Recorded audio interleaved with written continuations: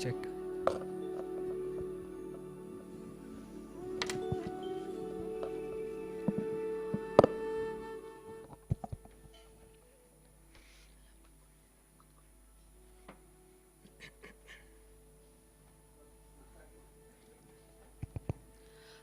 Science may amuse and fascinate us all, but it's engineering that changes the world.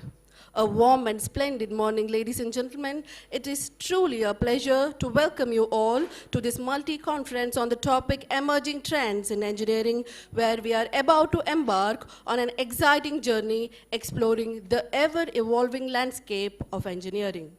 After the successful conduction of 4 multi-conferences, we are here again on the threshold of witnessing the 5th multi-conference, and I am Shweta Bharat from Department of Humanities. And I, Dr. Shashank Shetty, Department of Computer Science and Engineering. Your master of ceremonies for this enlightening gathering. We take immense pleasure in welcoming you all to this ocean of knowledge. Ladies and gentlemen, it is with great pleasure that we announce the participation of esteemed national and international delegates who have already joined us for active engagement in this conference. We are more than elated to announce we have one of the very eminent personalities as our chief guest for our inaugural program, Dr. Shripad T. Revankar, professor from Purdue University, USA. And we have with us the Honorable President of the program, Shri N. Vinay Egde, Chancellor, Nitte deemed to be University, and Dr. Gopal Mugraya, Vice President, Technical Education, Nitte deemed to be University. We are also joined by Mr. Kiran Shilwant, Associate Vice President, GTSC Autoliv India, Bengaluru. We also have with us Mr. Niranjan Sima, Advisors Statistics Initiatives, L&T ECC Division. And we have the precious presence of Takashi Miyasaka-san, General Manager, Corporate Management Division, NIDAC Advanced Technology Corporation, Japan. Respected dignitaries, we extend a warm invitation for you to join us on the stage. Kindly allow me to request the presence of our esteemed principal, Dr. Niranjan N. Chiplunkar, the chief convener of the program, Dr. Sudesh Bekal, and the organizing secretary of the conference, Dr. Raghunandan K.R., to guide and lead our distinguished guests to the dais.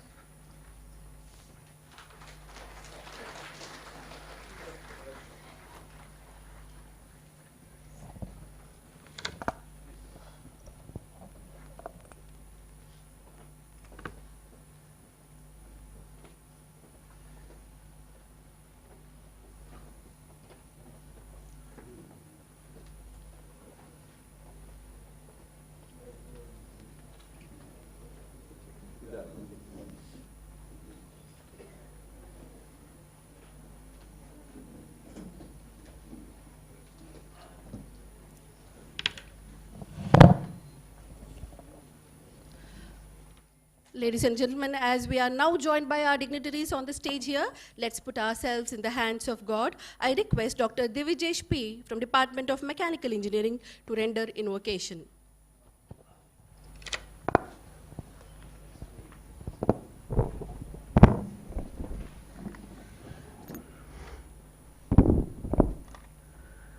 Gajananayutam Ganeshwaram Gajananayutam Ganeshwaram Shri Gajananayutam Ganeshwaram Bhajami Satatam Sureshwaram Shri Gajananayutam Ganeshwaram Bhajami Satatam Sureshwaram Shri Gajananayutam Ganeshwaram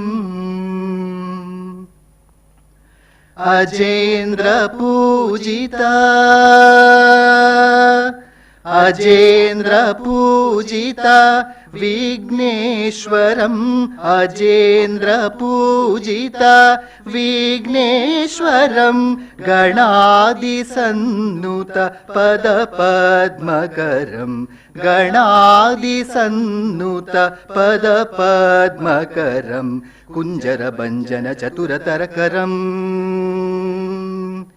कुञ्जरभञ्जन चतुरतरकरं गुरुगुहाग्रजं प्रणवाकारं गजाननयुतं गणेश्वरं भजामि सततं सुरेश्वरं श्रीगजाननयुतं गजाननयुतं गणेश्वरम्.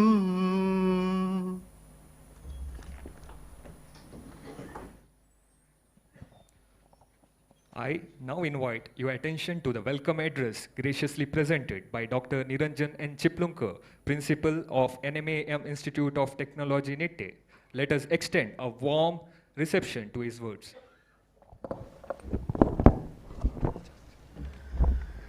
Very good morning to one and all present here. Most respected Chancellor of NITTE deemed to be University and President of NITTE Education Trust and President of this inauguration program of ICETE-2023, Sri N. Vinay Hegde sir. Chief guest and the inaugurator of this 2 days International Multi-Conference, Dr. Professor Sripad T. Revankar, Professor and Director of Multiphase and Fuel Cell Research Labs, Purdue University, USA. Guest of honor, Dr. Gopal Mugiraya, Vice President Technical Education, NITTE deemed to be University. Mr. Kiran Shilavan, Associate Vice President, GTSC Autoliv, India, Bangalore. Mr. Niranjan Simha, Advisor Strategic Initiatives, L&T ECC Division. Mr. Takashi Miyasaka, General Manager, Corporate Management Division, NIDEC Advanced Technology Corporation, Japan. All the faculty members, the invitees, Professor Gopinath, and all the delegates of this conference who have come from far and near, the conference committee chairperson and then secretary who are on the dais, Dr. Sudesh Bekal and Dr. Raghunandan, heads of the departments, officials from NITTE deemed to be University, invitees, ladies and gentlemen. It gives me an immense pleasure to welcome you all to this 5th edition of Multi-Conference ICETE, International Conference on Advanced Engineering Technology. In fact, if you go back, we started this particular exercise somewhere in the year 2003, that's about 20 years back, as a state level PG conference. That was the first time in the state of Karnataka that an engineering college had started what is called as PG Fest, to give an opportunity to all MTech students that time to present their research work in a conference. So we started PG Fest in the year 2003. It ran so for about 5-6 years. Then by looking at the number of papers that we used to get for that, we converted it into a national conference somewhere in the year 2009. So it continued as a national conference for about 5-6 years. Then again, looking at more and more participations and the inquiries that we used to get, even from our friends and researchers outside India, we started the international conference in the year 2013 or 14. And as we again grew, the number of papers we used to get for this international conference went on increasing. It went above 600, 700, 800 papers. And it was very difficult for us to find out a single publisher to publish all these selected articles, because each one had a different focus. So depending on the papers, depending on the discipline, then we thought we will have multiple international conferences, and we brought it under what is called as multi-conference. And as you have been told, this is the 5th such multi-conference, where 7 international conferences are happening under one umbrella of this multi-conference. So this is how we started in 2003, and it's already now 20 years, but it took several years to come to this particular stage. On this occasion, today we are here to witness the inauguration program, and this international conference will go for 2 days, today and tomorrow. About 650 plus papers in 7 different conferences were received, and after scrutiny we could select about 260 papers for presentation. Some of the conferences are in hybrid mode, some are on online mode, so it's a mix this year, and the further details of all this will be given to you later by Dr. Sudesh Bekal.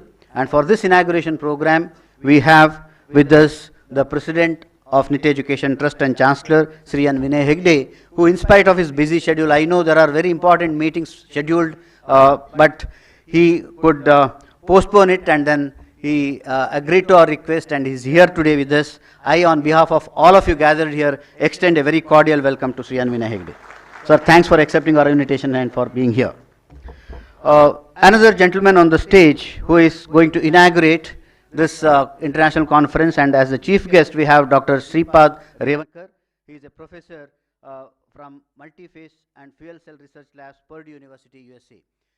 It was somewhere, I think in 2008 or so, I met him in Purdue University when I visited some 3 or 4 universities there. In fact, before going there, I did not have any interaction, only to say hello, that's it, because I could get his contact from one of our professor, Dr. Shade from electrical department. And when I went there, I casually called him, sir, are you there? Are you free? Then he said, yes, I am more than willing to talk to you. So we had a very quick chat in the canteen of Purdue University. And after that, we have been having long association with Professor Revankar. I have seen his great work there at Purdue University, and in fact, one of our faculty also already has published one paper which has received very high citations from the researchers. Also, one more paper is now he is jointly authoring with one of our professors, and he is also into fuel cell research labs. So yesterday he went around several labs in the college to see what we are doing, and I am really very thankful to Professor Revankar for agreeing to be the chief guest and an inaugurator of this conference. Sir, on behalf of all of us gathered here, I extend a very cordial welcome to you. Professor Dr. Gopal Mugiraya, he is the Vice President Technical Education of NIT deemed to be University. He has a very long-standing academic and administrative and research experience. He was with the NIT K Surathkal, then he was a director of NIT Agartala, NIT Goa, and very recently he has joined us as a Vice President of Technical Education. He has been advising us and then guiding us on several fronts. And today he is here with us as a guest of honor. Sir, on behalf of all of us gathered here, cordial welcome to you too. We have on the dais Mr. Kiran Shilvan. He is Associate Vice President of Atolive India, Bengaluru.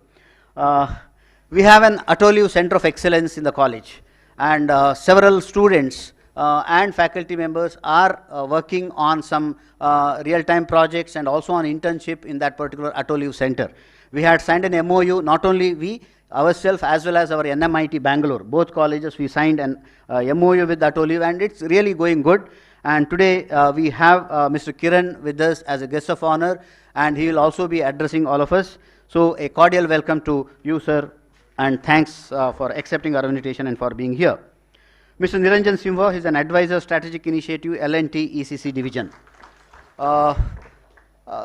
Sir, we are really grateful to you for accepting our invitation. In fact, our college has a MOU with L&T Technologies for both civil as well as mechanical engineering, and Mr. Niranjan Simha, he is from Mysore, and when we were talking, we found that we both have graduated from the same college, that is NI Mysore.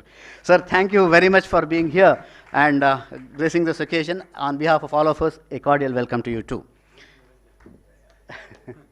Yes. Mr. Takashi Miyasaka, he is General Manager, Corporate Management Division of NIDEC Advanced Technology Corporation, Japan. We again have a NIDEC Center, which is, NIDEC is a company in Japan, and it's a very big establishment, and about 3 years back, we signed an MOU, and now we have their full-fledged development center here in the institute. More than 30 of our graduates have already are working in NIDEC. Some of them are working in Japan, some of them are working in our center here. And Mr. Takashi Miyasaka is here from last 3 to 4 months in the campus.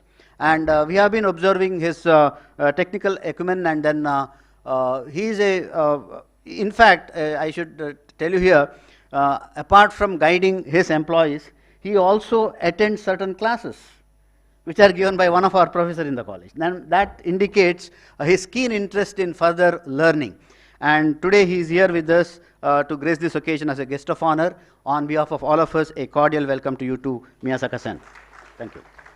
Amongst the audience, we have director of our management school, advisor of NET, Professor Gopinath, and our IIC chairperson of NITE deemed to be University, Professor Sriniketan, and our Director Curriculum Development, Dr. Nagesh Prabhu, Director Research, Dr. Praveen, and Deputy Registrar of NITE off-campus, Dr. Rekha, Dr. Rajesh, and very many senior professors, our Vice Principal, Dr.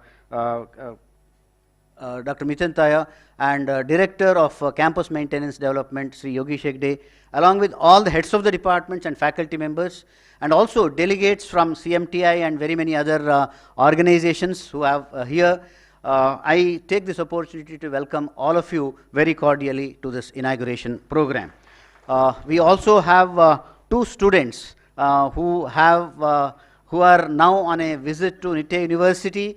Both are from USA, and then they are in the public health. So cordial welcome to both of you for being here and to witness this particular event.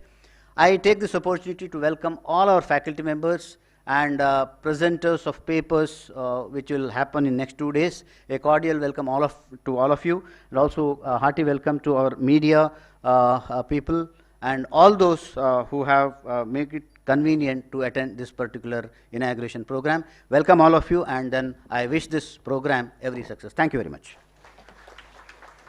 Thank you, sir, for that warm welcome and setting the perfect tone for our multi-conference. Flowers are the purest soul of nature. Now, I invite our student volunteers to florally welcome the dignitaries present on stage.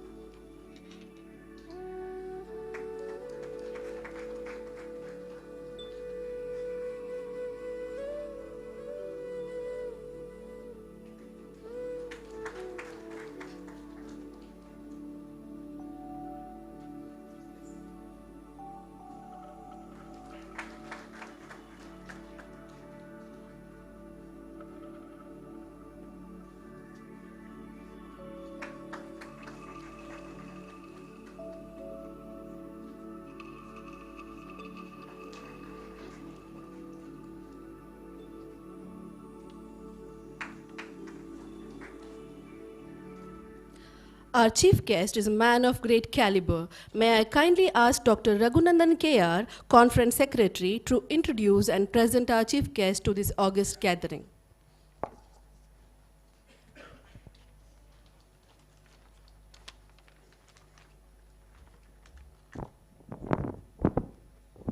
Respected dignitaries on the dais and off the dais, my dear colleagues and my dear students, I am honored to introduce the distinguished chief guest and inaugurator of ICETE 2023, Professor Sripada T. Revankar, to this esteemed gathering.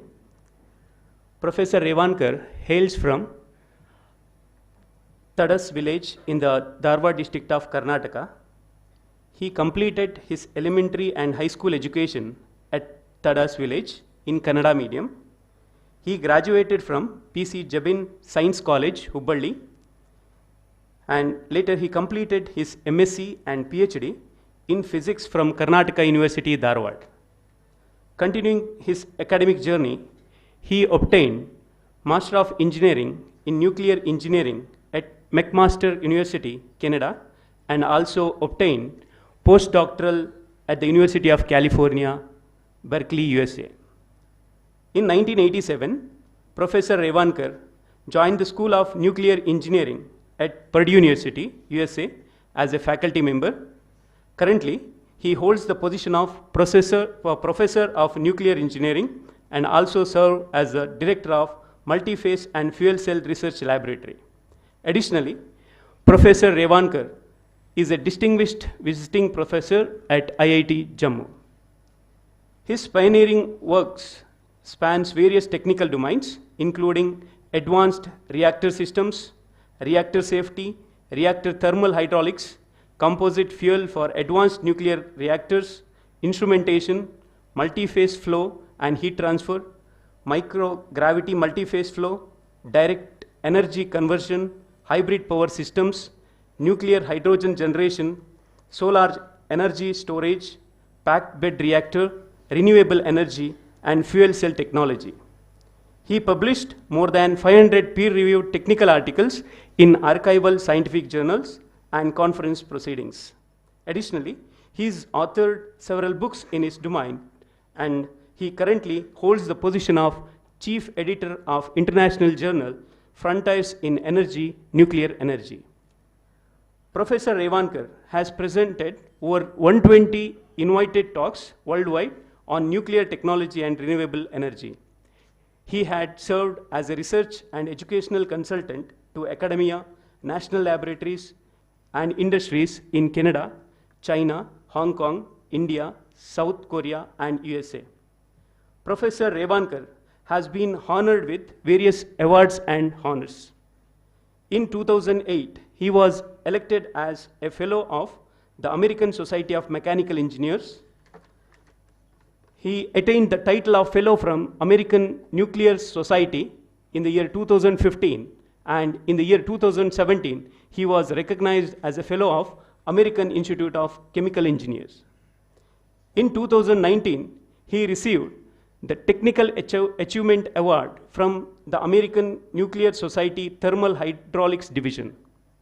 In the year 2020 and 21, Professor Revankar was awarded the prestigious Icon Award for his enduring contributions to nuclear technology and service. This award is jointly conferred by the American Society of Mechanical Engineers, the Japan Society of Mechanical Engineers, and the Chinese Nuclear Society. Ladies and gentlemen, on this momentous occasion, with the esteemed presence of Professor, let us remember the great words of Albert Einstein: the only source of knowledge is experience. With this, with the distinguished chief guest wealth of experience and expertise, we NMMITians look forward a journey of innovation and collaboration during ICETE 2023. May this event serve as a celebration of shared knowledge and be a catalyst for future advancements. Thank you. Thank you, Dr. Raghunandan K.R., for your insightful introduction. Ladies and gentlemen, I now invite Dr. Sudesh Bekal, Dean, Research and Development, NMAMIT NITTE, and the Chief Convener of the program, to share with us the comprehensive report on ICETE 2023. Good morning, Namaskar. Respected President of this inaugural program, Sri Vinay Hegde sir, the Vice President of NITTE DMTB University, Dr. Gopal Mugaraya, the Chief Guest of today's function, Dr. Sripad Revankar, the Principal of the institution, Dr. Niranjan Chiplankar, and the guest of various guest of honors, and my fellow organizer, Dr. Raghunandan, the directors of various directors of NITTE University, professors from various departments, heads of various institutions, the faculty members of our institution, and the students who are present here. I welcome once again to this, welcome you all to this program. Come December, it's time for ICETE multi-conference here in NMA-MIT. And this time too, we have, like last year, we have around 7 international conferences being held simultaneously. In the last 2 decades, a lot of changes have been taking place in the campus of India, institutions in India. Basically in the area of research. People, the institutions have realized that unless the research takes center stage, the institution is going to remain mediocre. And research, unless the faculty members, more and more faculty members do work for their research beyond 9 to 5, the working hours, the institutions may not be able to make any headway. Also, the research scholars that we generally, most of the institutions have, unless they work way beyond the midnight, they may not be able to produce quality work. So realizing this, most of the institutions in India now delving into doing more and more research.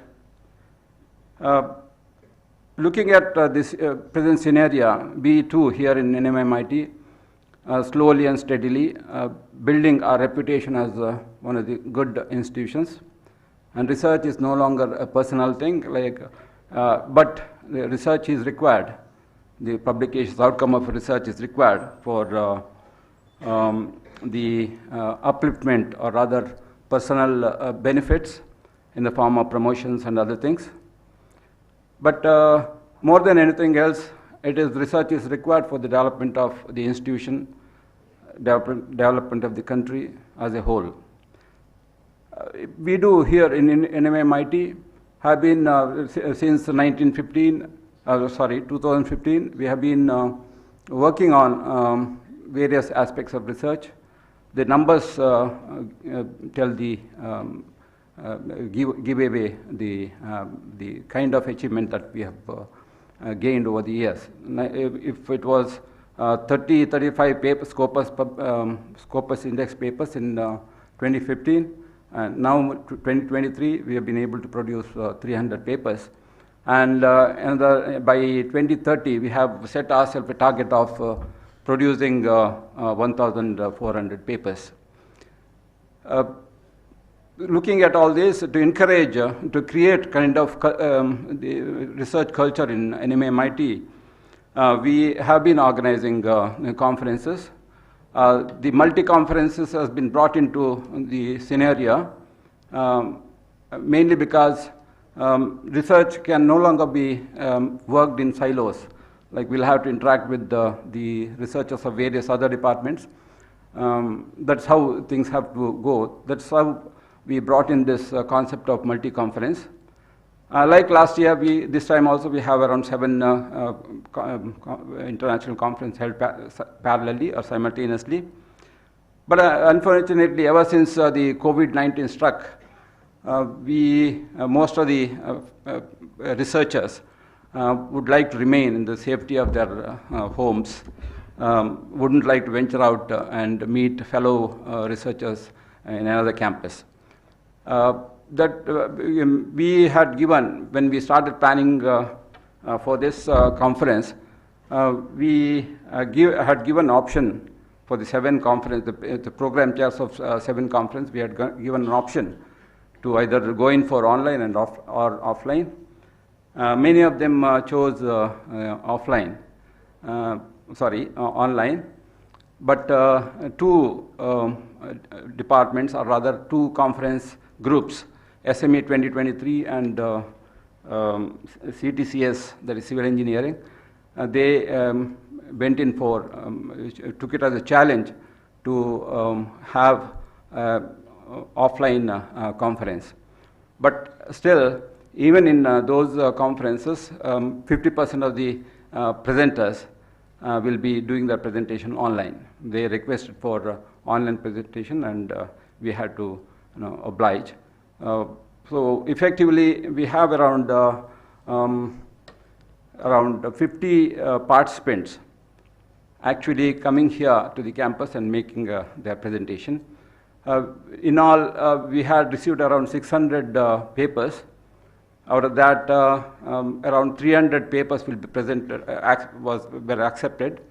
That's a ratio, acceptance ratio of around 45%. Now, these 7 conferences, some of the conferences have groups.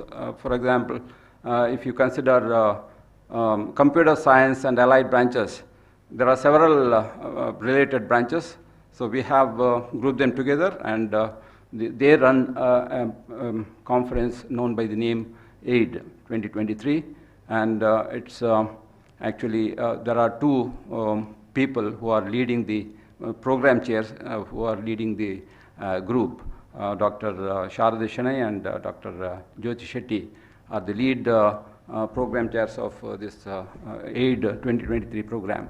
Similarly, CTCS 2023 Civil Engineering, run by Civil Engineering Department, is led by Dr. Arun Kumar, and Mechanical Engineering Department has its own conference, SME 2023, and it's being led by Dr.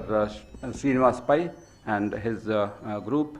And then we have Civil Engineer Department running a conference known by the name ARIV 2023. Dr. Surya Narayana is the lead program chair for that conference. And then we have the basic sciences groups, the mathematics, physics, and chemistry joined up to have a conference of their own, even though there are a lot of difficulties associated with getting enough papers for this particular conference group. They went ahead and they could get quite a number of papers. And this particular conference, known by the name MS MAT 2023, and its program chair, lead program chair, is Dr. Kumudakshi. And apart from that, probably that's about it as far as the various yeah, we have another V-Spice, the conference run by ENC department, and the program chair is Dr. Sairam. He is leading the group. So as I said, we have sufficient number of papers accepted for presentation here. Most of them are online presentations, but we are going to have few participants coming here to do their presentation. And in addition to the presentations, the paper presentations, there are some 18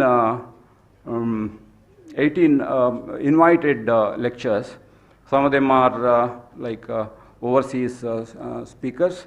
But out of this 18, we have around 4 invited speakers actually making their presentation in person.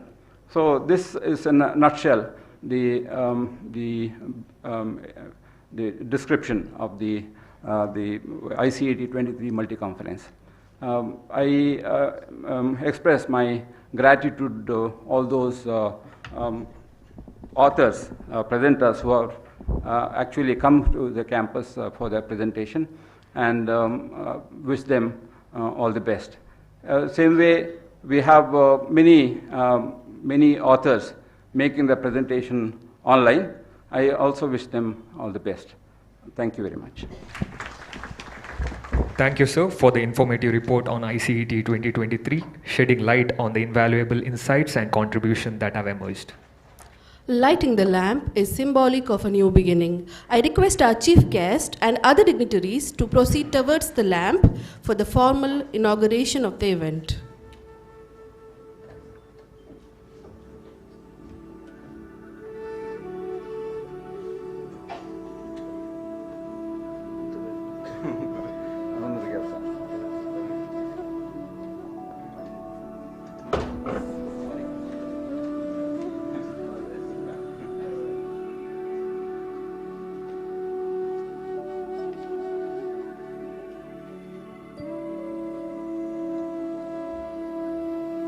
Deepajyotim Parabrahma, Deepajyotir Janardana, Deepo Haratu Me Papam, Deepajyotim Namostute.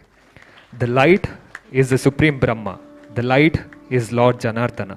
May the light take away my sins. Salutations to the light. Lighting the lamp is the salutation to the light which brings auspiciousness and bestows eternal knowledge.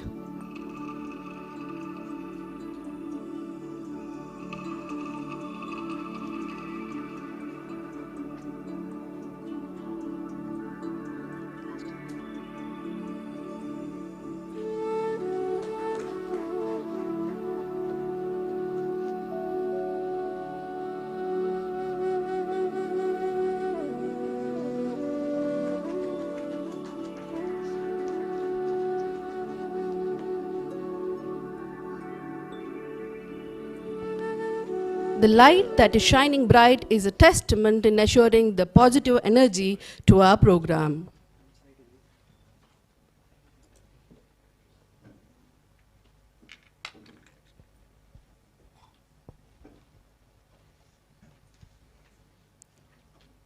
This multi-conference is a confluence of researchers presenting their research works, which are compiled as a rich repository of knowledge.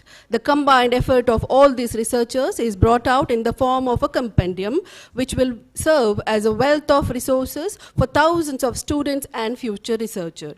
We take pride in releasing a compendium on this occasion. I request our chief guest and other dignitaries on the dais to do the honors of releasing the compendium.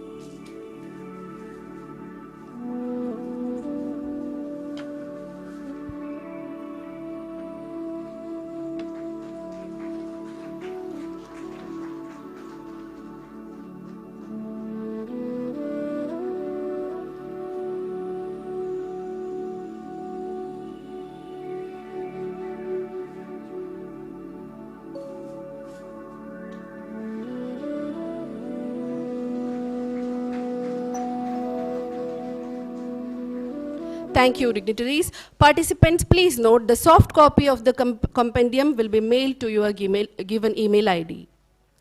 It's a privilege that we have an academician with immense knowledge in the field of engineering as our chief guest. It's our honor to have you here with us, sir. I request you to kindly deliver the inaugural address.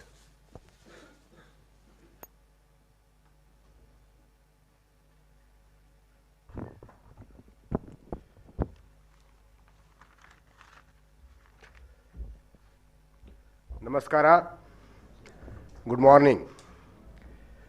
Dear Honorable Sri Vinay Hegde, Chancellor of NITTE University and President of NITTE Education Trust, Mr. Takashi Miyasaka of NIDEC Advanced Technology Corporation, Japan, Mr. Niranjan Shima of Larsen Tabro, L&T, Mr. Kiran Shilwant, Autoliv India, Dr. M.S.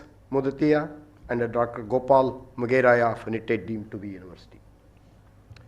Dr. Niranjan Chiplonkar, Principal, NITTE Institute of Technology. Dear respected conference participants, professionals, faculty and student community. It's great to be back here today amongst all of you. I've been here once, maybe more. It is my honor and pleasure to be the inaugurator and chief guest of this prestigious event, International Conference on Emerging Trends in Engineering, ICETE-2023, a multi-conference platform. I'm thankful to NITTE Institute for giving me this opportunity to take part in this great event and giving me time to address this function. I should congratulate NITTE Institute for hosting this conference and bring technology advances to wider community through 7 parallel conferences addressing important technical subjects that are much needed at this juncture to India.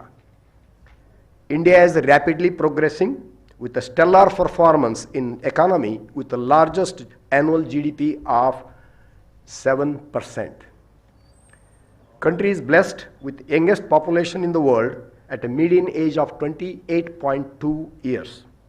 It is admirable that India was one of the few countries that overcame COVID-19 successfully with the largest number of vaccines implemented, as well as providing vaccines to number of countries around the world. Moreover, it maintained and flourished its economy after the COVID-19. Just few months back, I was at IIT Jammu. It was heartening to witness the touchdown of Chandrayana on the moon surface. A marvelous achievement and an inspiration to young generation, especially to girls, to dream higher and seek education in STEM subjects. It has a strong message. We can do it. India is leading global efforts on environmental issues. With the conclusion of G20 summit, it has shown its leadership recognized worldwide. India has ambitious goal of this country, which is to become developed nation by the time India celebrates its 100th birthday or Independence Day in 2047. The foundation of success of this ambition is young population combined with education. In this respect, India has the right recipe for growth as a developed country with a young population and education infrastructure.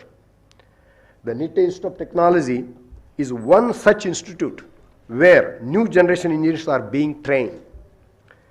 For any developed nation, technical education that can train engineers to drive industry is an important and needed asset. There are a number of challenges: energy, water, food, environment, poverty, terrorism and war, disease, education, democracy and population. As these challenges are evolving and becoming more complex, we need a rapid advances in technology and trained manpower to address them. New technologies such as artificial intelligence, AI, machine learning, robotics, large data management, additive manufacturing and synthetic biology are essential to address them. So far, the goal of training and developing the technology to address manpower, institutes such as NITE Institute of Technology are vital. I am happy to see that ICETE-2023, the multi-platform conference platform, is bringing these very important technical aspects in 7 conferences for deliberation and discussion. I trust ICETE 2023 will serve as a catalyst for information exchange of theoretical research, practical advancements in national and international levels in the fields of biomedical, civil, computer science, electrical, electronic, communication, mechanical and materials engineering. I have confidence it encourages and promotes professional interaction among students, scholars, researchers, educators, professionals from industry and other groups to share latest findings in their respective fields towards addressing technical challenges and for sustained developments. This event gives an excellent network platform to all participants, specifically to young professionals and student groups. Thanks to NITE Institute, I know the organizers have put up a great effort in hosting these 7 parallel conferences to bring you all here today. Please take the maximum benefit of these technical interactions. I wish a great success to all 7 conferences under ICETE 2023 in next 2 days. Thank you all. Jai Bharat. Expressing gratitude for your insightful words, sir, as you share wisdom and motivate us with the belief that we can do it. Thank you very much. Dr. Gopal Mugaraya, Vice President Technical Education at NITE DU, a visionary leader in technical education, brings a wealth of knowledge and dedication to our gathering today. So, we are honored to have you with us and we look forward to the wisdom you will share with the audience.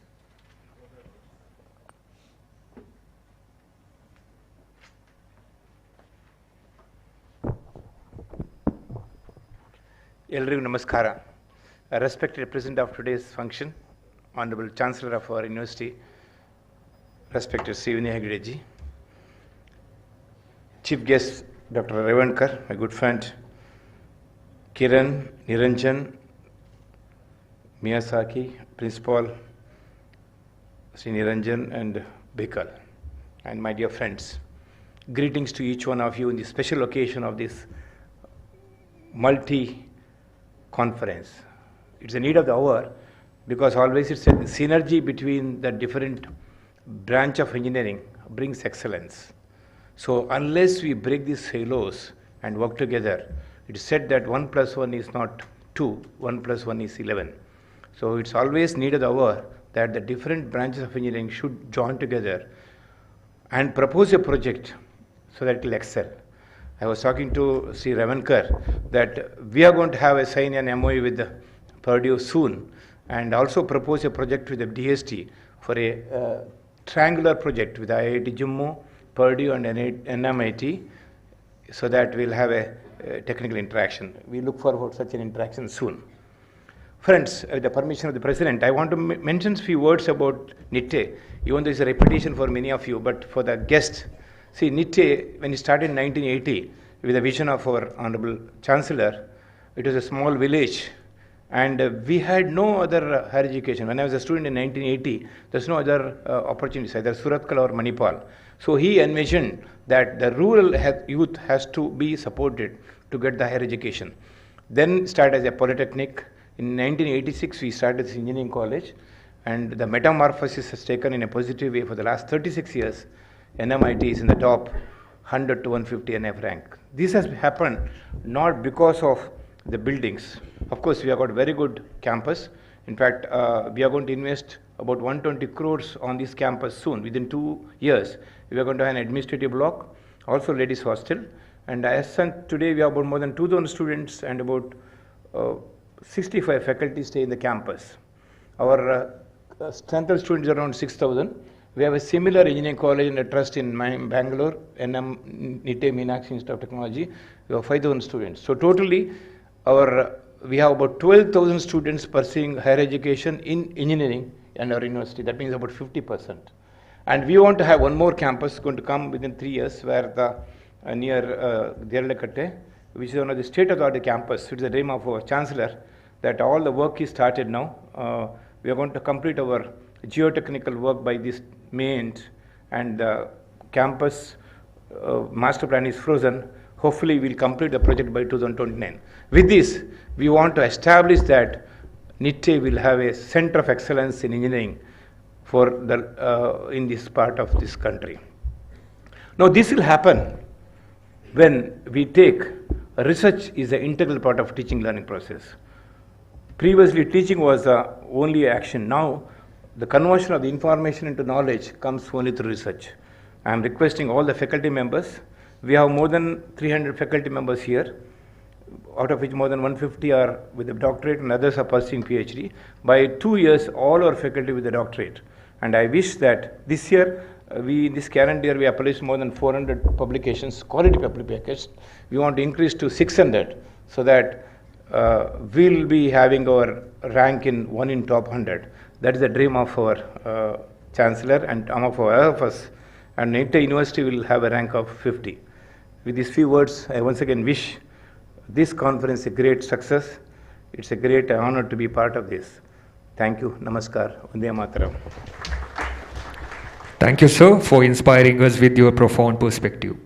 Ladies and gentlemen, we are privileged to have in our presence a great visionary, a beacon of leadership, and the guiding force behind our institution. I now invite Sri N. Vinay Hegde, the Chancellor of NITTE DU, for his presidential address. Please join me in welcoming him as we eagerly anticipate his inspiring words and profound insights.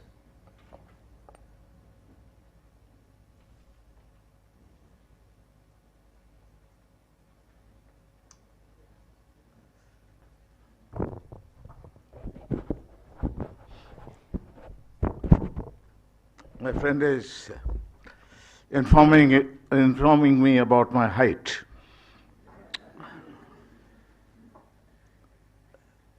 Dr. Sripath Revankar, Dr. Kiran Shelavant, Takshi Miyazaki. I seek your apology if I have not pronounced your name properly, because most of them I'm meeting for the first time. Dr. Mugaraya mentioned about the growth of this institution from 1983 to today, possibly between NIT Education Trust and NIT Deemed University. We do have almost 35,000 students studying here at Derlakatte and at Bangalore. This institution was originally started in the year 1980 as a school for first standard to 7th standard, and thereafter from 7th to 10th standard. Thereafter the PU college, thereafter the graduate courses. Possibly this engineering college started in the year 1986 or 1987. I would like to tell my honorable guests that we do also have a very reputed medical college in Mangalore. We also have a very reputed dental college in Mangalore, which happens to be ranked as 5th best dental college in the country, that's in India. I am very happy that the way this institution has grown. Whenever I come here, I do make one mention that I'm the happiest person when I come here, because I was born here, and my parents, after retirement, they came here. So it gives me great privilege and happiness to be in this part of the Indian subcontinent. I'm very happy again that Dr. Sripath Revankar, who happens to be a Kannadiga, that he's presiding over this function. I'm meeting him for the first time. But I've heard about his institution, Purdue, a great university, and according to me, a center for sports excellence and academic excellence. And I believe this institution, I request Niranjan and others to ensure that this meeting, Revankar, will develop into a useful association with a great institution in United States. As far as Mr. Miyasaka is concerned, I have very close contact with the people of this unit. They have taken a lot of our students from here to Japan. Some of them are doing their higher studies, possibly doing their PhD. Many of them on scholarship are doing professional service in Japan. The principal also mentioned few of them are also working here for Miyazaki, for NIDAC, so that the relationship we have with Japan possibly is the best relationship, best foreign relationship we have with any country. And I believe your visit here will further strengthen that relationship. I also have Niranjan Square, because Niranjan, my colleague, as well as Niranjan Shah, are possibly are the reason for this conference being held. And I'm happy to tell Niranjan Shah that, Niranjan Simha, that NIT Education Trust, especially the NIT Engineering College and the Mangalore Engineering College are going to have some joint educational program with L&T. And I believe this relationship will take the reputation of this institution to a higher level. One of the most important part I would like to tell young people who are here, these eminent people who are here, not to make one speech or move away from here. You must understand they have taken great pain to come here. They have a better place to go. But I believe they have come to address large number of young people. Niranjan or Dr. Mugaraya mentioned that in this institution, possibly about 12,000 engineering graduates are studying. And it's time that they must understand the subject is changing. Originally, mechanical engineering, electrical engineering, electronics were the prominent subjects, including the civil engineering were the prominent subjects. But now things have changed. Every child wants to do computer engineering. In computer engineering, there are 5, 6 branches. I don't know how long it will sustain. And I believe that time has come that there has to be some integration between different speciality in the engineering college. Computer science must be a common subject for all the subjects which are to be taught in this. No, I was very happy to hear from Revankar that he's a nuclear person. He is concerned about the environmental sustenance. He is concerned about the water shortage. He is concerned about the many social problems the country is facing. And you as young people must address it. I'm 84, 85 years old.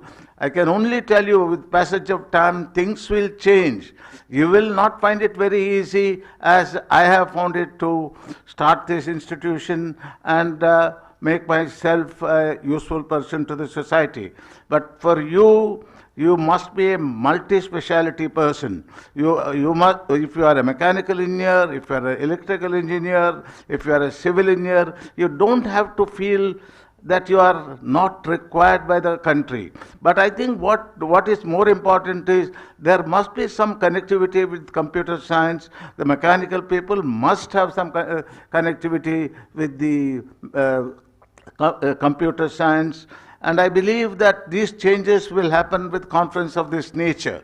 And I ask young people, you don't finish your education in an engineering college. You can ask these people who have achieved excellence in life. Your study will continue after you leave, you get into a job, and your job requirement will be very different from what you have studied in the college. And you must believe that studying, acquisition of knowledge is a must for any person to succeed. And I believe you must keep in mind that once you pass out of the college, your reading days are over, your research work is completed, you simply have to do your 6 hours or 7 hours of work. It's not that way. I'm a BSc. Today, possibly I'm dealing with multiple specialty. And if I have succeeded in life, maybe largely because of the hard work I've been doing. I'm 84, I still work 6 to 8 hours a day. And that keeps me working, that keeps me happy, and that gives me good health. And I believe if any one of you would like to live like me till 85, what I said, you follow that. That is, keep yourself busy. Don't worry about the monetary success you have. Mr. Vinay Hegde might have monetarily succeeded. That's a small part of life. Like the eminent people sitting here, you must make a name for yourself. When your employers or your colleagues or your employees must speak very highly about you. Once you do that, I think a major part of your educational success will be reflected in your professional life. I have a core meeting of the university. Maybe I have disturbed the people who are to speak. There are 2, 3 other people. I'll tell Niranjan that I will stay till this function is completed, as long as you leave me by 11:30, because I have postponed the core committee meeting to 1:30. So I will wait for the other speakers to speak. Thereafter, I'll move out. Thank you, ladies and gentlemen. Your words have been truly inspiring, and I sincerely appreciate the wisdom you have shared, sir.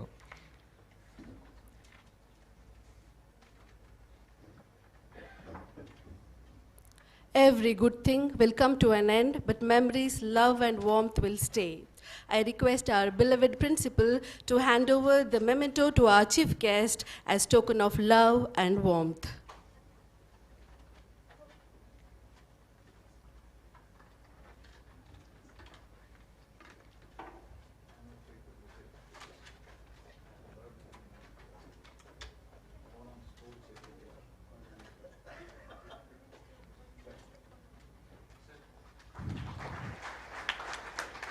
I also request the esteemed principal to present a token of appreciation and gratitude to Mr. Kiran Shilavant, Associate Vice President, GTSC Autoliv India, Bengaluru.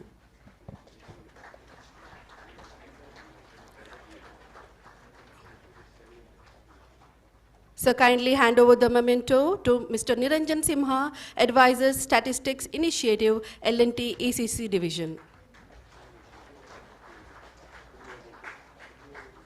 I also request you to present a token of appreciation to Takashi Miyasaka-san, General Manager, Corporate Management Division, NIDAC Advanced Technology Corporation, Japan. Thank you, sir. Before we conclude this momentous occasion, let us reflect on the words of Winston Churchill. We make a living by what we get, but we make a life by what we give. As we express our gratitude, may I now invite Dr. Arshita M. Jatana, the Stage Committee Chairman for ICET 2023, to extend our heartfelt appreciation through the vote of thanks. Good morning to the esteemed dignitaries and everyone gathered here. I stand before you with a heart full of gratitude as we are about to draw the curtains down on this remarkable inaugural ceremony of ICET 2023. It has been an inspiring journey over the last several months as we delved into discussions, shared knowledge, and forged new connections. First and foremost, I extend my deepest appreciation to our esteemed chief guest, Dr. Shripad Tirevankar, for gracing us with his presence. Your wisdom and experience has added a tremendous value to this event, sir. A special note of thanks to all our distinguished guests of honor, Mr. Kiran Shilavant, Mr. Niranjan Simha, and Mr. Takashi Miyasaka. Your expertise and passion will undoubtedly contribute to the success of this conference. Thanks to all the invited speakers and session chairs of various conferences for accepting our invitation and sharing your valuable time and expertise with us. My deepest sense of gratitude to the president of today's function, Shri Vinay Hegde, President NITE Education Trust and Chancellor NITE deemed to be University, for keeping aside all his commitments and gracing this occasion and motivating us. Thank you, sir. I, on behalf of the organizing committee, convey deep regards and hearty thanks to our Honorable Vice President, Technical Education, Dr. Gopal Mugaraya, for taking time out of his hectic schedule to participate in this program and sharing his thoughts with us. Thank you, sir. I would like to thank our beloved principal, Dr. Niranjan N. Chiplunkar, for his unwavering support, guidance, and encouragement in organizing this event, as well as for being the backbone of ICET 2023. Thank you, sir. Further, I would like to thank Dr. I.R. Mittantaya, Vice Principal and Dean Academics, Dr. Srinivas Rao B.R., Vice Principal and Controller of Examinations, and Mr. Yogesh Hegde, Director, Campus Maintenance and Development, for being our consistent mentors. I would like to thank the program chairs and organizing secretaries of the various conferences under this multi-conference banner, and their committees for their assistance in ensuring timely submissions and updates from their ends. These relentless efforts have resulted in a substantial number of paper submissions, paving the way for the effective implementation of ICET 2023. My deepest appreciation and admiration go to the convener of ICET 2023, Dr. Sudesh Bekal, for realizing the vision of this multi-conference from the very first year of its inception. Personally, I want to thank you, sir, for being so approachable and cooperative and making all of the arrangements for this inaugural occasion. A heartfelt thank you to Dr. Raghunandan KR, Conference Secretary, for coordinating across the many conferences under the multi-conference ICET 2023 and aiming for the conference's streamlined alignment, integration, and organization. Thank you. This event would not have been feasible without the assistance from different ICET central committees. This event's success is entirely due to you. Thank you very much. Mr. Krishna Raja Joysa, NMMIT's Public Relations Officer, deserves special thanks for his support with publicity and conference requirements. The collaboration and help of our college wings, such as the RE office, is constantly sought in the organization of events such as this. As always, they have devotedly extended their helping hands, and so a heartfelt thank you to this office, particularly Mr. Kiran and Mr. Sukumar, who have supplied all the stage requirements. I would also want to thank the stores department for making the necessary preparations. Mr. Praveen and my student team led by Mr. Sean Lionel D'Souza deserve special gratitude for their assistance with stage decoration. I would like to thank the Masters of Ceremony, Ms. Shweta Bharat and Dr. Shashank Shetty for their assistance in putting up this program and keeping up with the events of this conference. Last but not least, I would like to thank the media, the press, the personnel in charge of this auditorium, all of the authors and participants in the many streams of ICETE 2023, and the student volunteers who have indirectly contributed to the program's success. Thank you one and all, and thank you for this great opportunity. Thank you, madam, for the words of gratitude. Ladies and gentlemen, now we'll be moving to special address and keynote address. Ladies and gentlemen, it is my privilege to invite our distinguished guest of honor, Mr. Kiran Shilawant, Associate Vice President at GTSC Autoliv India, Bengaluru, to share his valuable insights.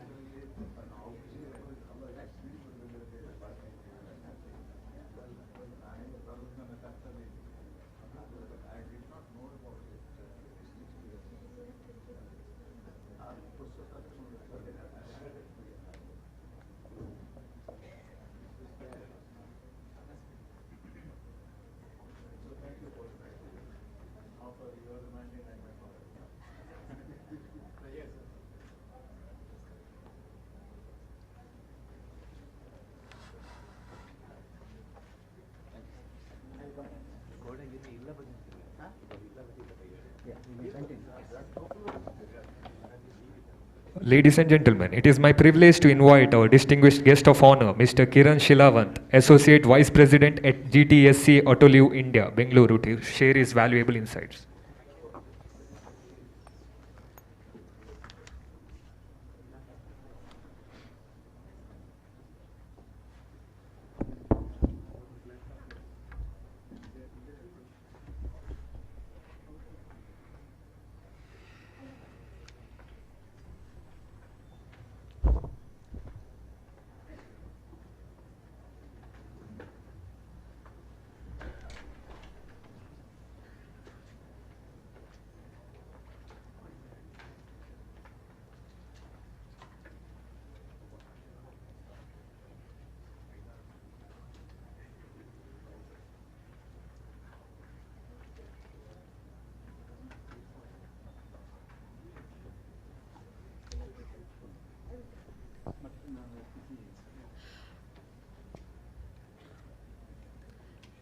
I kindly request the dignitaries to take front row in the audience.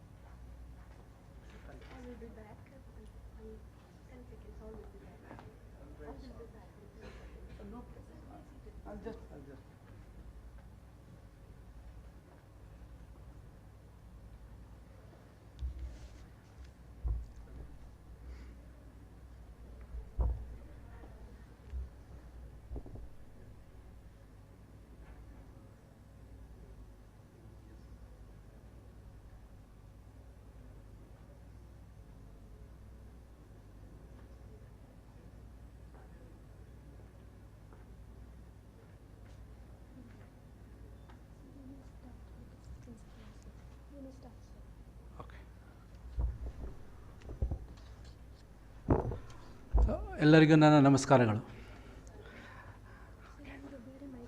ಇಲ್ಲ ಪರವಾಗಿಲ್ಲ.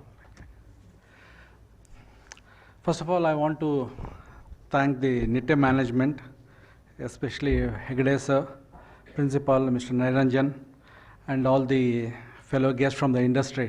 It's a privilege to be here, and whenever, I think it's the third time I'm coming here. When I come here, it is just a smile on all of your face motivates me and my team here why should we work with NITE? And especially I had prepared a lot of notes to what to talk about here on the industry and what we are doing in the future. But today morning, while seeing what the elders were talking, I thought of touching something very important for all of my fellow faculties and the students. I heard Hegde sir telling what is the importance of hard work and the amount of efforts we put in to get the success. This is very, very important because what we are here today, it is not the 9-to-5 job or what we are working like here. It is mainly the most efforts what we do in order to keep our learning and keep ourselves motivated to achieve what we are here. And something interesting happened today morning on the dais. Like I came to know Dr. Shripad and myself, we happen to be from a neighboring town in our district where we have worked our way towards where we are now. And once again, relating to that to the Hegde sir's advice, it is the hard work, probably Mr. Shripad can tell, it's the hard work and the efforts what we have put in those years to be here, to serve the country and to support what we are going to do in the future technologies, both for our MNCs we are working and both for the Indian community. And to continue with that, probably like Dr. Gopal told, that we should start with some incubations or some of the projects between multiple centers like Pune University and IIT Jammu plus in NITE. In that, I can just go and declare now that like Autoliv is willing to sponsor some of these training programs within Autoliv for multi-physics or multi-things activities between different departments and NITE University. And before coming here, like a couple days before, like I was in a global conclave for artificial intelligence, which was presided by Ministry for IT, Mr. Raju Chandrasekhar. We were discussing a lot of topics, and he was mentioning that there is a lot of research activities needed in which we are going to coordinate or collaborate between the academia and the industry. And probably 2 days now, I'm here with you with a couple of the projects. Probably we are going to discuss with the mechanical of HOD after like lunch, what we are going to do for these advanced collaborations. This is very much needed, especially to give the benefit for the country and also to see that like the young generation is going to be motivated on what we are doing and help the community at large. Also coming to the faculty who are much more interested here to do work on research and the students, going ahead, it is not going to be the individual discipline, it is going to be the multi-physics or the multi-engineering functions which are going to be applied to the product what you are going to work on. So I want you to see that like not only you are going to learn your domain, you are also want to learn some of the functions related to the other engineering field which will help you to excel and do what you are going to do in the industry. And there are a lot of projects which are coming, maybe like especially in the industries which we are lacking some of the core research area, which I wish all of the industries to come forward to collaborate with academic institutes where we can make a significant contribution for the industry and as well as the academic function. With that, I'll thank NMIT for this grand success for this conference. And also I want to mention from next year onwards, probably not only the academic papers, also wants to see the industry papers being a part of this organization. Thank you. Expressing gratitude for your thought-provoking words, sir, appreciating the emphasis on the significance of hard work, incubation, and the commitment to fostering multidisciplinary collaboration between Autoliv and NMMIT. Now, I invite our special guest of honor, Mr. Niranjan Simha, Advisors Statistics Initiatives at L&T ECC Division, to address the gathering with his valuable insights.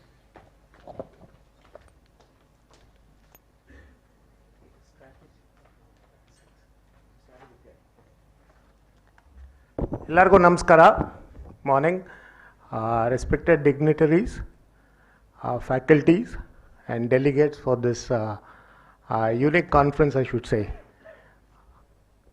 I should thank all of you for this opportunity, because it's very rare that you see such kind of multidisciplinary conferences being organized in one area. And it's heartening to see the kind of response and that you had to, in fact, choose the papers that have to be published, which is a very healthy sign. I'm basically from a project execution background, and looking forward, I could say that the next 20 years at least is all about what will happen within the country. You look at the investment. The investment on infrastructure has tripled in the last 10 years. GDP, it's now 3%, almost 3% of the GDP. GDP itself has grown. So it's it's not a double whammy, but it's a double, if you can use the word, double Sunday in terms of opportunities for projects and for industry as a whole within the country and also in certain parts of the world. But taking some words from what was being spoken here, nothing comes free, nothing comes without hard work. And most importantly, nothing comes without understanding and appreciating the dependencies of various skills of engineering. I mean, just to give you from my personal experience, I have been the project director for an airport. And the relevance of each branch of engineering is so high that till everyone combines and works towards a goal, that is to get the airport running, you will never complete. I mean, just to give you an example, even within this room, the amount of work that goes above the false ceiling is probably equal to the work that goes below the false ceiling. So where we coordinate, how we talk to you. And I have seen this personally on our projects when we have workshops on what we call as clash analysis, or what we use it for BIM. The kind of interaction that comes, it's a very healthy sign. And today I can say with pride that most of our project managers are from a particular background, but they are able to talk on the subject as a whole. And that's something where the emphasis on understanding and respecting every branch of engineering. It could be computer science, because you need to have modeling, be mechanical, electrical, civil, the IT guys, everyone have to work together. And that's what makes us special. Sir mentioned about Chandrayaan. One thing I'd like to also highlight, I think that's the cheapest landing on the moon ever done. I think it's done at 1/10 the price, 1/10 the amount that they spent. So as we can do it, and the kind of opportunities we have, if we put our minds together as a country as a whole, I don't see any reason why we don't hit 2047 as a developed nation. One thing that I would like to tell, there is no substitute for hard work. So whenever you get an opportunity, please spend time on projects or on the field, because nothing gains better than experience. And this is one thing, you can do many research, whatever you want within the office, till you witness it at the project, at the site, at a manufacturing yard, or at some oil field or things like that, you really don't leverage what you have learned. So these are my few words. I look forward to the interactions during the sessions, and thank you once again, Niti, for the opportunity. And this is a great step, and there was a mention about L&T working on collaboration, and look forward to that yielding a lot more success going in the future. Jai Hind. Thank you. Thank you, sir. Expressing gratitude for your insightful keynote address, appreciating the emphasis on multidisciplinary projects and motivation provided, emphasizing that there is no substitute for hard work. Let's warmly welcome Takashi Miyasaka-san, General Manager, the Corporate Management Division at NIDAC Advanced Technology Corporation, Japan, as he imparts his valuable insights to the audience.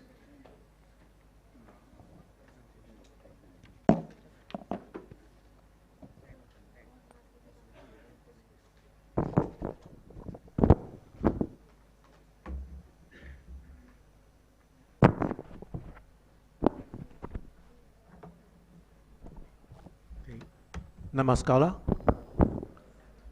I learned this morning, namaskara and manaskara is different meaning. Okay. Every morning I enter the campus of the university. I used to say hello, hey, good morning. But these days I learned namaskara. So I like this gesture because this shows the sincerity, right? I like this. So I introduce myself briefly before the formal presentation. I live here for 3 months already, and maybe the next April we establish our Indian office, and I will reside here at least for 5 years. But I prefer to live here forever until the India's GDP becomes #1 in the world. And the staff asked me to make a presentation, PowerPoint presentation. This is only 5 minutes greeting. So, however, I prepared it yesterday's afternoon, only took 1 hour. The secret is I use a generative AI. So my most important message today before the greeting is your future success solely depends on how you can use generative AI. I'm very serious. This is augmented intelligence. Your brain is so small, but generative AI brain is so huge. So you should rely on generative AI. I'm very serious. Okay, so I will start my formal presentation. Okay. Ladies and gentlemen, esteemed guests and distinguished delegates, I'm Takashi Miyasaka, General Manager of Corporate Administration at Nidec Advanced Technology Corporation, Japan. Being at the crossroads of innovation and collaboration in this multi-conference is a true privilege. I extend my deepest gratitude to Sri N. Vinaya Hedge, Chancellor of NITE and President of the NITE Education Trust. His visionary leadership and unwavering support has been pivotal in making this event a reality. This event signifies the convergence of 7 pioneering conferences, each a beacon of innovation, spanning renewable energy, artificial intelligence, biotechnology, and advanced materials. The expertise here is extraordinary. India's incredible potential as a rapidly emerging global IT and economic powerhouse is evident. More than just a country, India is a hub of innovation and creativity. Poised to become a world leader in GDP and economic strength, it is projected to overtake Japan and Germany by 2027, becoming the world's 3rd largest economy. The rapid growth in the IT industry and emerging developments in semiconductors and high technology manufacturing here underscore its indomitable spirit. Renowned for its unparalleled hardware quality, Japan faces challenges securing IT talent. However, the real magic lies in the fusion of our strengths. The collaboration between India's IT expertise and Japan's mastery of hardware is set to yield groundbreaking technologies and products. Our expertise lies in developing high-end inspection machines for semiconductors, circuit boards, power devices, and traction motors for electric vehicles. We are one of NITE Group company. NITE Group has approximately 140,000 employees worldwide and revenue of about 1.3 trillion Indian rupees. We are the world's largest manufacturer of electric motors. Our collaboration at the NITE COE, Center of Excellence, is a beacon of hope. It demonstrates what can be achieved when academia and industry join forces. At this juncture, minds from NITE University and NIDEC Advanced Technology spearhead groundbreaking projects. A prime example is the Electric Vehicle Simulator project. This initiative incorporates machine learning and generative AI, focusing on what is known as generative design. This innovative technology heralds a new era in design activities. It enables even novice engineers or salespeople to generate optimal system designs with minimal, vague requirements. This revolutionary tool analyzes complex design needs and iteratively proposes optimized solutions. It uses generative design to analyze vast data sets and simulate various design scenarios for traction motors, inverters, batteries, and automotive systems. Such a process significantly boosts creativity and enables and fosters a culture of innovation. At the same time, it boosts efficiency, namely rapid prototyping in product development. Looking to the future, India's prospects on the global stage are bright. As a nation abundant in talent and potential, its ascent to technological and economic leadership is clear.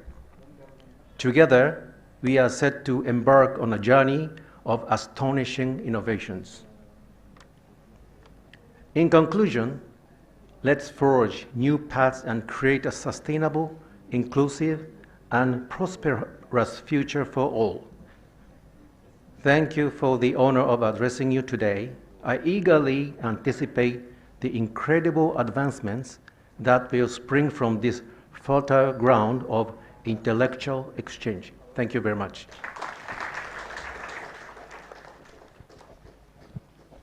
Thank you, sir. Let's express our sincere gratitude to Takashi Miyasaka-san for sharing his valuable insights and enriching our gathering with his expertise. Thank you, sir, for your illuminating speech and the inspiration it has brought to our event. Now it's time for the most awaited keynote address. Once again, I request the protagonist of today's inaugural function, Dr. Shripad Revankar, to come onto the stage to deliver the keynote address.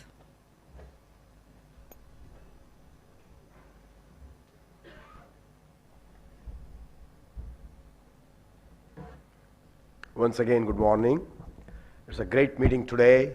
We held quite a input, inspiration talk, especially with our Honorable Sri Vinay Hegde, which is, I think, is awesome person. He comes here, with such a enthusiasm and spirit. I think it's a very contagious enthusiasm. I think I can feel sitting with him, being the honor of sitting next to him was a great pride for me, actually. I've been to several conferences, met several people, but this is a very, I would say just one word, gentleman, real gentleman. Thanks for him leading this institution, being inspiration for this institution, and I think it's a great thing that's happening.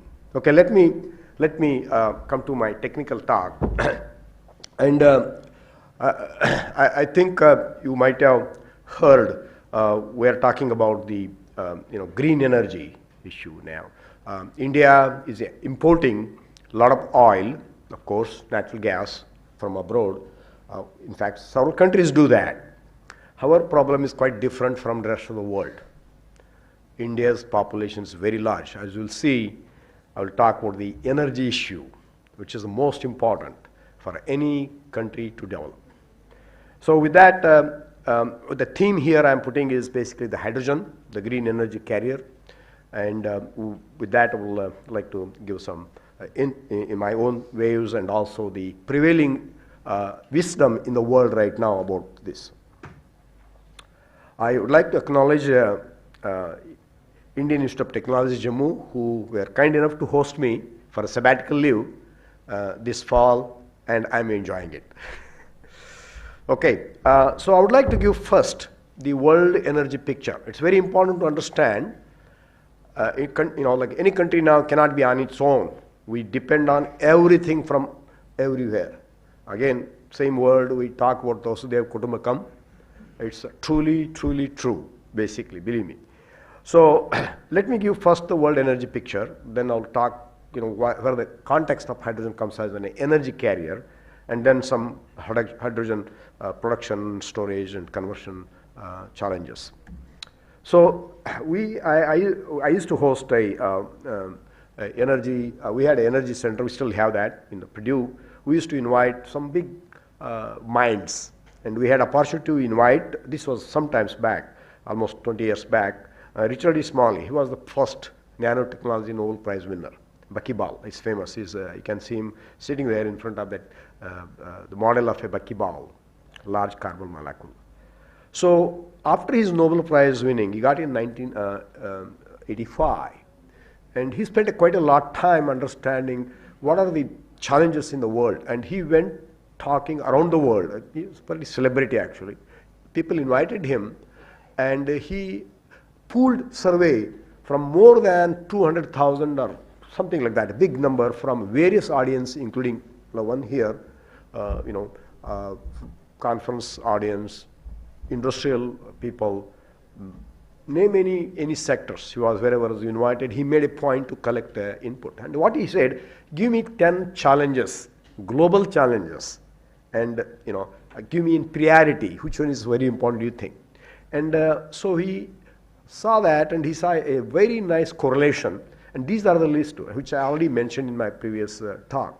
Energy, water, food, environment, poverty, terrorism, war, disease, education, democracy, and population. He argued, and he did analyze the data. He said, if you solve number one problem, number one challenge, the energy, you can actually address most of the bottom ones. In fact, we hear a lot of war and other things. A lot of them are driven by actually energy issues, if you look at that.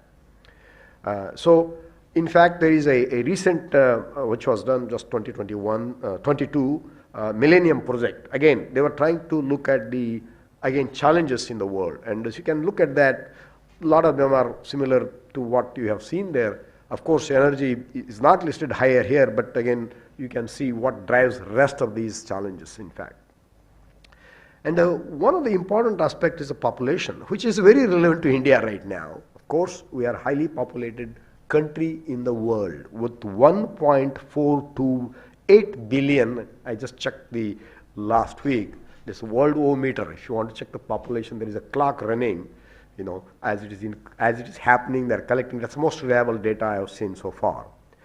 And it's amazing to see, as you see the worldwide population, that right now it's around 8.1 or 8.2 billion. Rapid growth happened with the industrialization that kept in around 1850. You can see the population made our life comfortable, agriculture comfortable, everything came out, population exploded. And there is a map I would like to show you, which may be interest to us. This is a map I collected from several medias. Population density 1000 BCE, that's almost 3000 years back, and then 1000 1000, 2022, and maybe 2100. That's just a prediction. Incidentally, which looks more colorful there? India. And these are from various sources, by the way. This is a very, very authentic data you can find. India has always the highest population concentration in the world since 3000 years back. Okay, this is a well accepted information. So it got to have some good reason. It had to have food first of all, water next, like that. So for people to stay around, and some peace also to stay, right? You have to be comfortable, otherwise you run away. Violence and other things are there. So it has some meaning in that. And of course, we still had largest population in the world. So what it means, we already said that energy is very important. And these are some numbers I just collected last week. We need quite a lot of energy. I just put their number just to emphasize. Currently, all our energy is coming from non-renewable. Okay, there are only 4 major primary energy sources. Fossil fuel would club all the oil, natural gas, which was stored by the same sun for millions of years. Underground, maybe most of them are underground. Coal, natural gas, oil, those kind of things. And of course, sun is still shining.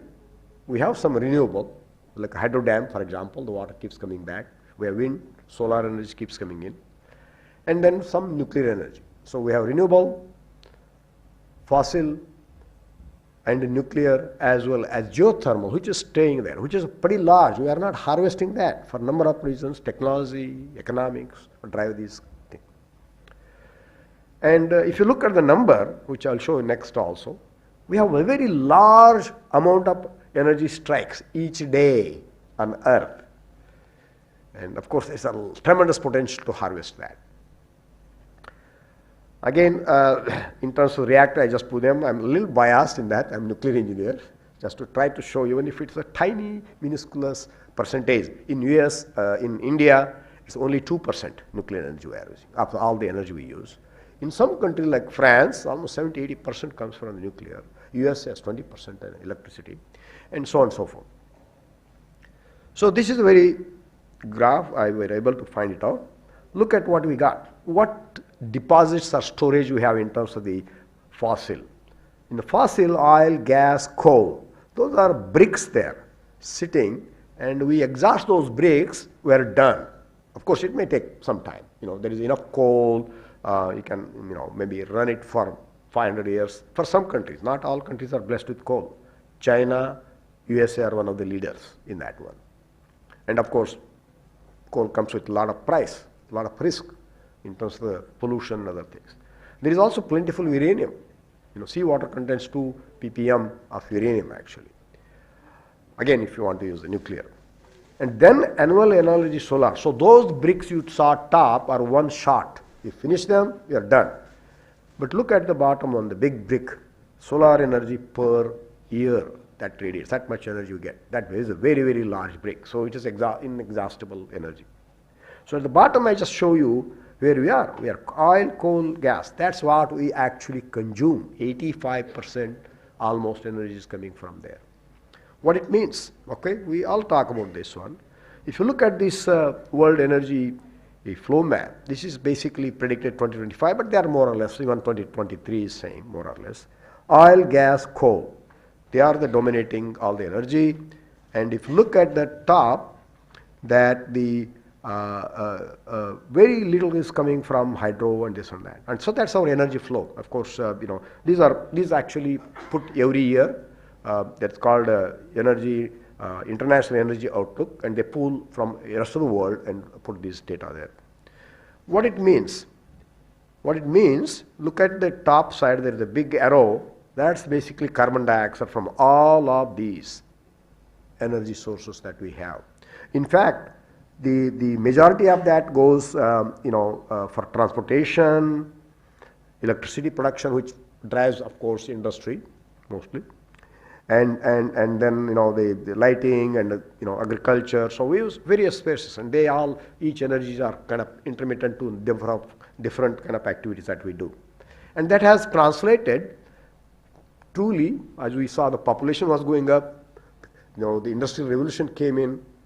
Green energy started building up, carbon dioxide, and these are like more than 400,000 years data there. There was a cyclic build-up, cooling period, heating period, cooling period. It has happened. It's not that. Except this time, the amplitude or the increase is very large. You can see from those graphs down there. So now people cannot deny global warming, right? So the CO2 build-up and the temperature rise are nicely correlated. Right, starts from 1850. Industrial revolution came in. We started using that black coal, black gold, and all our industry flourished because of that. And that led to the buildup of all these greenhouses. Temperature have gone up, and you might have heard there is a lot of concern about that throughout the world. And truly true, And I used to talk to people from Chennai, and they never used to have rain maybe 20 years back or something like that in December. And then every year we are hearing rain, cyclone, and weather patterns are changing drastically, not only India, US, rest of the world. Okay, so we should be concerned about this thing. So, of course, we are quite dependent on the fossil fuel. That's what driving the greenhouse gases. And also there are issues such as energy security. We are concerned, India is concerned very much about the energy security because you have to import it from countries. Sometimes that supplier may not be willing to supply anymore. You have to be aware of that kind of thing. And if the industry depends on that, you are in a high risk. So energy independence security is one of the major concern for the governments, any government, including India. And so we would like to reduce the imports, and also develop a sustainable domestic energy sources. And of course, at the same time, look at how we can be contributing to the global warming reduction. And so clean energy methods we have talked about, people are talking about, and this is everywhere same, US, India, or any country same. And so you try to drive up, increase your global domestic production. And of course, you have to be economic competent when you're talking about the energy issue, because it's an open market if you want to buy anything. So people have looked since OPEC bargain, OPEC had 1971 Middle East war, and number of these oil exporting countries said they will not export anymore to you.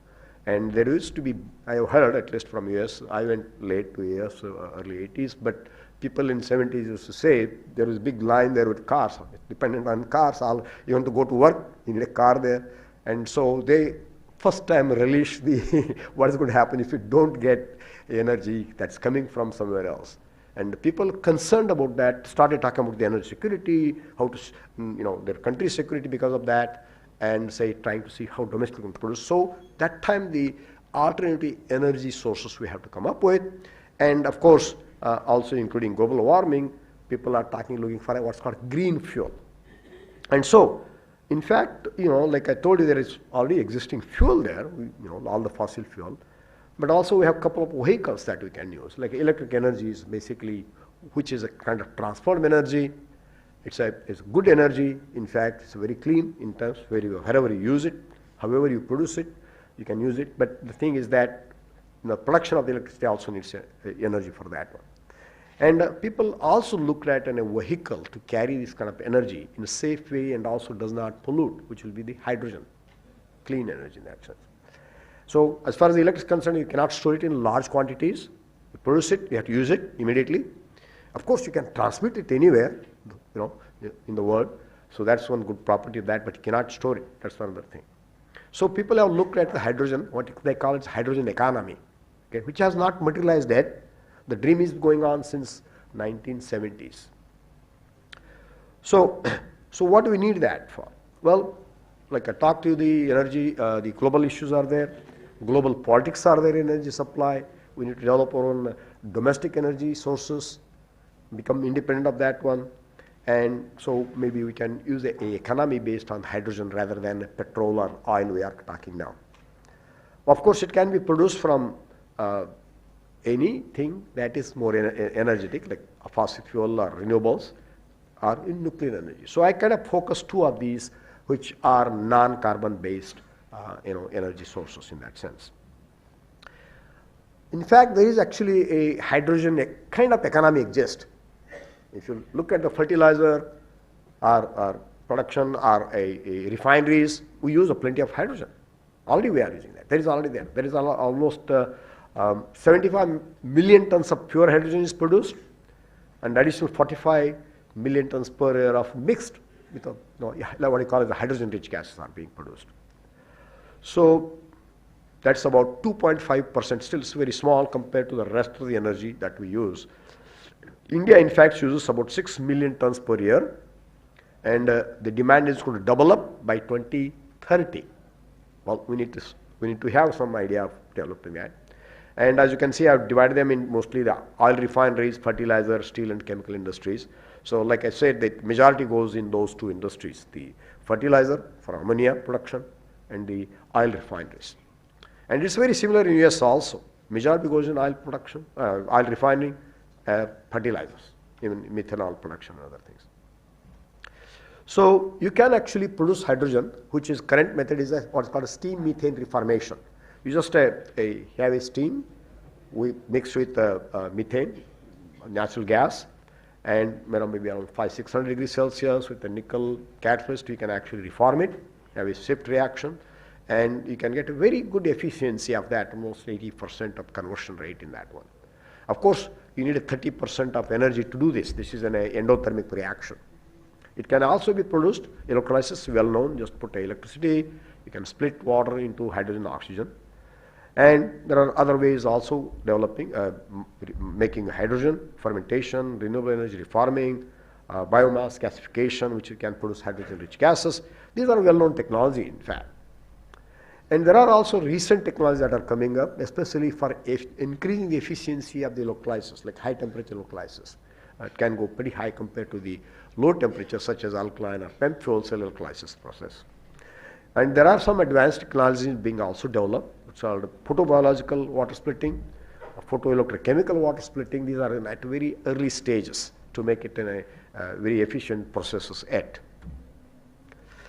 So the water can be split into hydrogen oxygen, and we have actually color code for the hydrogen is being produced. As you can see, pink hydrogen is referred to a nuclear energy based. Yellow hydrogen, that for the electricity mix coming from various sources, not necessarily nuclear, and the green hydrogen purely from the renewables.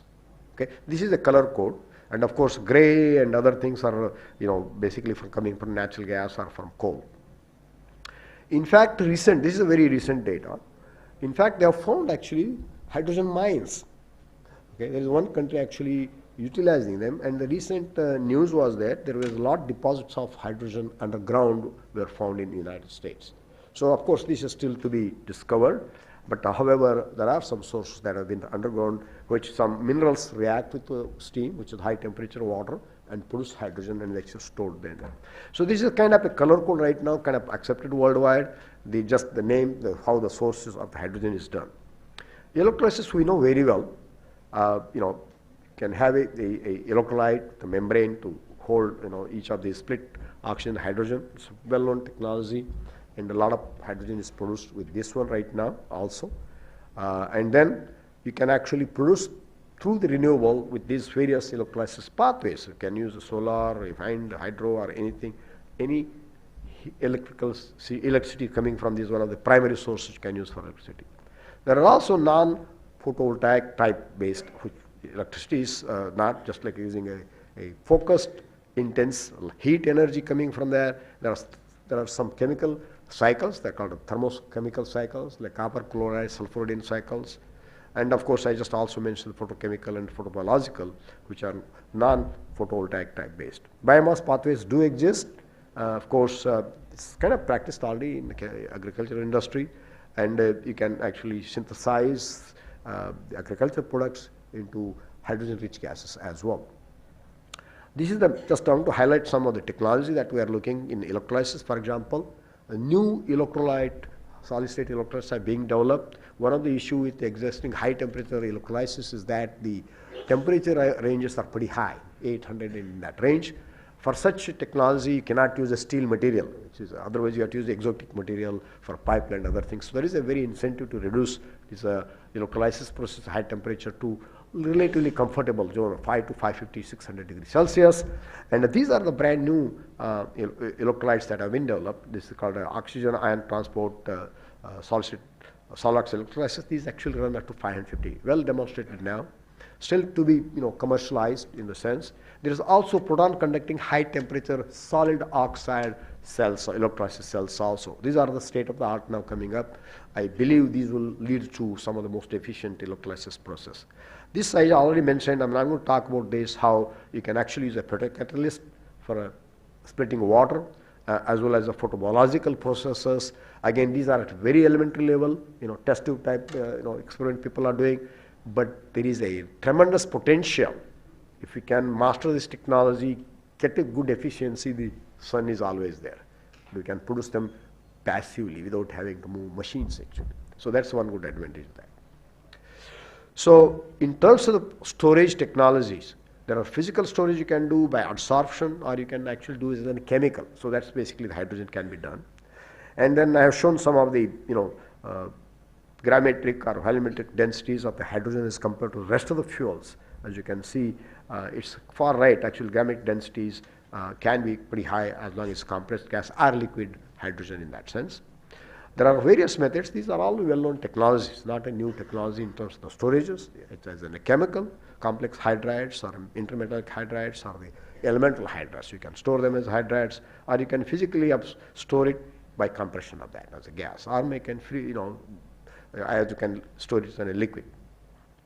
The physical storage, these are gas. You can probably see these gaseous hydrogen storage tank for transportation. The one actually in fertilizer companies or in refineries, this hydrogen producing station will be just next to that one, and they pump with actually big pipe. I've seen those pipes, the hydrogen pipe going to the refineries. But we have to have some industry. We don't have infrastructure for hydrogen right now, just like a gasoline or natural gas. So these are basically coming from the tanks, and that may change in the future. Okay, there are substantial storage capability with a large, like a 20 bar vessels, 100 bar vessels are also there, pipelines are there, and people have also stored in a what you call as a storage in salt caverns. In fact, a couple of at least I know in US the storage as it's produced, they kept in a salt town, which are dry basically, very dry for millions of years, and those are used, and they are very large capacity of the hydrogen you can actually store underground. People have also looked into storing hydrogen in a porous media. And again, we are looking for large-scale hydrogen storage, physical storage. So right now, there are hydrogen tanks, and most of them for practical purposes are also there are actually liquefied hydrogen. Those are the two major ones right now for large scale. Adsorption, again, there are metal organic frameworks. These will demonstrate. Again, the cost is issue in most of these. Hydrogen tank is probably cheaper now, just compress it and store it. But again, these metal hydrides and other things are coming up. Again, this needs a lot of development in terms of the economics of that storage. Chemical storage, same story. Small scale, they work pretty good, but large scale, the economics doesn't work in that sense. Chemical hydrides too. And as we talk about the hydrogen, people are actually hydrogen-based cars, like fuel cell cars, that one. And in fact, there are some companies are looking forward to developing transportation as opposed to the electrical vehicles, which we need to have batteries. You can use a kind of perpetual battery if you have fuel cell with a hydrogen as big as just like your current vehicles. How big is your gas tank or the petrol tank depends on so you can have a large hydrogen tank and you can run as far as you want. As far as the conversion technologies, of course you can use hydrogen in gas turbines, standard Brayton cycle, or reciprocating engines, or you can use a fuel cell. Of course, that technology need to catch up with usage in that because currently the cost involved is very high. The per fuel cell, the cost of the fuel cell per kilowatt is still very high compared to the rest of the energy conversion methods. But technology is coming up. As we speak, we want to electrify our cars, especially transport section, which makes 30% of the energy. And so, this might also come up as technology matures, the economics speaks for itself to utilize in automobile vehicles. So it also makes sense if I'm going to use a combustion versus a fuel cell based technology. As you can see, the efficiency of the fuel cell is very high even compared to your gas turbines. Okay, but again, cost is what's the limiting factor right now in that respect. The issue with the fuel cell is, and as far as the technology is concerned, it shows those are what's called the activation losses. Once you start putting the load, from whatever open circuit voltage, that's 100% efficiency, you actually drop there, and those actually are what is contributing. Of course, there is a lot of technical challenges to overcome these, the things in terms of getting the the activation losses, even the ohmic losses that contribute to that one. And so there is a lot of scope in terms of research as well to see how we can improve the fuel cell efficiencies. Like I mentioned, on the fuel cell itself, there are a couple of fuel cells that are well known now, like a PEM polymer electrolyte fuel cells, the alkaline fuel cells. Of course, there is a phosphoric acid fuel cells for large scale, and also solid oxide fuel cells. Like I just mentioned some of those in terms of the fuel cell themselves as the energy conversion unit. Still a lot of improvements need to be done, in terms of the efficiency which I mentioned. But also, if you are going to use as the electrolyzer itself, there is also, we need to worry about a lot of the efficiencies concerned with that. But high temperature electrolyzers, on the other hand, gives a very high efficiency, almost 90%. And if you make a heat use, they are almost like 100%, okay, theoretically. Of course, practically also you can come almost 95% eating the heat as well as the electricity. And of course, there are challenges too in each of these, especially when you talk high temperature fuel cells or electrolyzers. Based on the design structures like as tubular or sandwich pieces, interconnects are one of the issues. The electrolyte itself is an issue. Development has to be done, even though they are not expensive material. The ceramics making those electrolytes are also challenges currently. And of course, we would like to come up with some composites materials that are better for farming than what currently we use. So we are looking forward for a scenario where a hydrogen infrastructure pathways exist, wherein we actually produce hydrogen centrally, which we can pipeline, just like we are doing in US or in India now. We have a natural gas lines coming from each of the home, so you can fire it up whenever you want it. Same thing might happen if we establish a infrastructure with the central production facilities. Then they are distributed by pipelines, or you can send by small tanks, or you can have a distributed facility. For example, you have just like your petrol bunk, you will have a hydrogen bunk. They can produce it, pump it where you go. And actually, in fact, we have this National Hydrogen Association in the United States, which is the industrial forum actually. They also hold conferences. And during that conference, if you are a participant, you get to drive a fuel cell car. And also often, if that runs out, they have about 15 or so hydrogen fueling stations, and you can actually pump it. And I had opportunity a couple of times like that when you drive that. So the technology is not far away. It's just a matter of how we actually establish our energy sources domestically, preferably using renewable energy, and establish this infrastructure which will avoid all these, the pollution issues in that respect.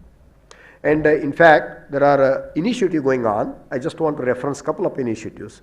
One is what's called hydrogen values in Europe, as you can see in the map there, and also in the United States, which is called the H2 at scale, and in India. In fact, since last year they are talking about, there's a big proposal came out, and it's not clear here. I was trying to print out. So the whole idea in this called what's called the hydrogen value innovative clusters. They want to establish clusters everywhere, and they called up for the proposals. These are like about 600 crore each clusters. That's the initial funding. I heard they are going to big. Most important in all these clusters is the industrial participation. In fact, the US model was 50-50.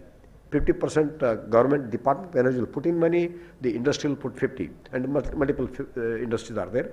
Just now they funded about 7 what's called the consortium of the hydrogen. Each are in the order of about $2 to $3 billion, about 7 of them. And that is going to come about total $30 billion next 5 years. And there is a plan to go by 2030 or beyond that, up to $1 trillion investment is going to come. And that's what the plan on those to make the hydrogen pathways. In India, I just found out they are almost about to award, or 2 almost announced, I think. They are about 400 crores each. And there is a big idea coming out of the cluster. So there are a number of initiatives going on to establish this kind of infrastructure throughout the world. And I think India is heading in the right direction in that respect. And of course, what matters is the price. Okay, I pay whatever liters now a petrol. If I can get a hydrogen, which will enable me to travel same distance with the same price, probably we should need to aim to that kind of thing. So these are some of the price range I'm talking about. Current prices, production cost are $5 to $6. delivery, including that, the 9 to 11, and you want to bring them down to, almost $1 kg hydrogen. These are the green lines. That's the what do you call it? The target, and Indian targets are very similar. Almost $1 kg of hydrogen, which gives almost at least for 4 liters of petrol. That gives a transportation. So 1 kg hydrogen gives that. So that's why that's kind of a number it's looked. So it's what the target is throughout the world right now in terms of looking at the hydrogen production cost. So these are the initiatives I told you. It's called 111, 1 kg for clean hydrogen in 1 decade. That's the motto of the United States right now. And I believe India is following it up. I know China is going in a very similar pattern. Some of the major energy users have to address this. Of course, the others will immediately follow from that one. So with that, I would like to conclude my talk. Of course, we should be aware of the energy means the world energy issue, not just our energy issue. In that, we are one of the players. We need to look into that way.